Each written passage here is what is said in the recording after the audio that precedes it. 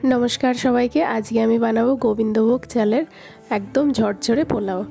एर जन्य आमी प्रथमे चालटा धुए नेब। आमी प्राय आढ़ाई ग्लास मतो चाल निएछि। एई जे पात्रे चालटा नेब सेई पात्रेई जलटा नेब, ताई एई परिमापटा खूब जरूरी। एबार चालटा आमी हालका हाथे भालोभाबे बेश कयेकबार धुए नेब। धुए निये एकटा कापड़ बिछिए 10-15 मिनिट रेखे देब जाते झरझरे हये शुकिये जाय।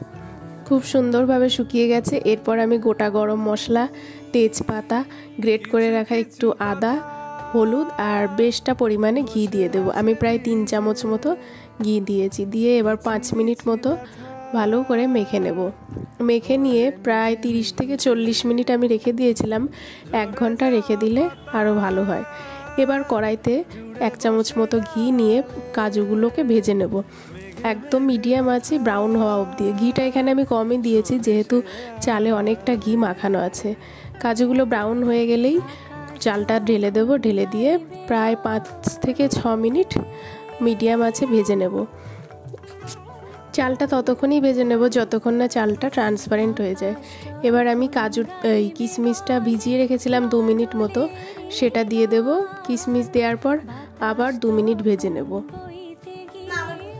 ততক্ষণে আমি জলটা গরম করে নিয়েছি। জলটা ঠিক সেই পরিমাণে গরম করব যখন জলটা ফুটছে। যেহেতু আমি আড়াই গ্লাস চাল দিয়েছিলাম তাই আমি এখানে ওই গ্লাসেরই 5 গ্লাস জল দেব, আরও হাফ গ্লাস জল দেব। এবার আমি সামান্য নুন দিলাম, দিয়ে আঁচটা একদম আস্তে করে দিয়ে 10 মিনিট ঢাকা দিয়ে রাখবো।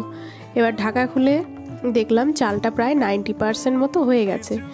যেহেতু মিষ্টি পোলাও তাই একটু বেশি পরিমাণে মিষ্টি আর কাঁচা লঙ্কা চেরা দিয়ে দেবো। দিয়ে চালটাকে উল্টে পাল্টে মিশিয়ে দেবো। বেশি জোরে ঘাটবো না, না হলেই চালটা ঘন্ট পাকিয়ে যাবে। এরম মিশিয়ে দেওয়ার পর আবার 2 মিনিট ঢেকে রাখবো। চিনি থেকে যে জলটা বেরোবে সেটা শুকিয়ে যাবে। ব্যাস হয়ে গেল আমাদের ঝরঝরে মিষ্টি পোলাও। কতটা ঝরঝরে হয়েছে আরও কাছ থেকে দেখালে বোঝা যেত।